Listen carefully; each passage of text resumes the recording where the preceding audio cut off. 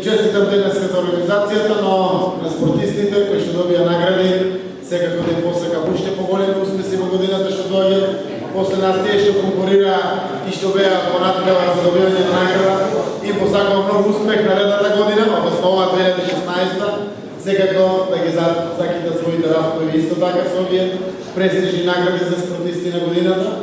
На тренерите кои што добија награди, тие вложуваат многу труд, знам дека многу често тоа не е заплатено, а најмногу љубов, но секако на сите спортисти и на спортски работници да им посакам да продолжат да се трудат, заради тоа што иако тешко е економски времето во кое што живееме, сепак вакви успеси кои што постигнавме не може да не се среќни и да не се гордееме. Многу е важно што гледам многу млади луѓе и од младинските категории и од областа на децата кои што спортуваат. Секако тоа е нашата иднина.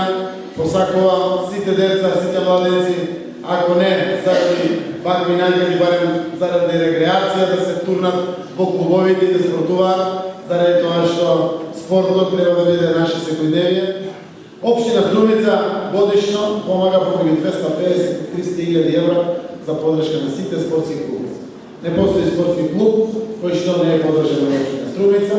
Еве и ова бюджетска година отпочна, знам дека на наредната седница Советот ќе ги усвои критериумите и согласно тоа ќе биде распишан. Согласно тоа ќе биде распишан конкурсот, согласно кој ќе можат сите клубови да кандидираат за средствата за поддршка од Советот на општина Струмица, односно од граѓаните на општина Струмица. Убаво е кога гледате во текот на една сезона, одреден клуб ќе освои 5 титули и веднаш ги избришува најголем дел од медалите, секакви дипломите. Тоа сигурно мотивацијата која што води секој спортист. Секако врвот е бесконечен. Сакам да испратам една порака до деловниот сектор, овде преку камерите, бизнес секторот. Имаме етичка и морална обврска да помагаме колку што е можно повеќе на спортот. Тоа што го гледам од програмите на самите спортски клубови, за жал ќе речам, општината е најголем партиципиент во финансиските средства, што не треба да е.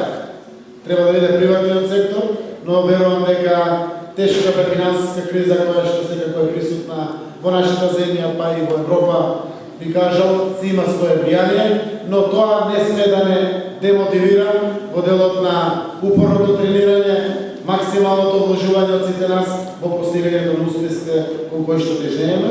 Општина Струмица останува максимално посветена да поддржи се што е во незините програми, ама многу често сите знаат и надвор од нашите програми.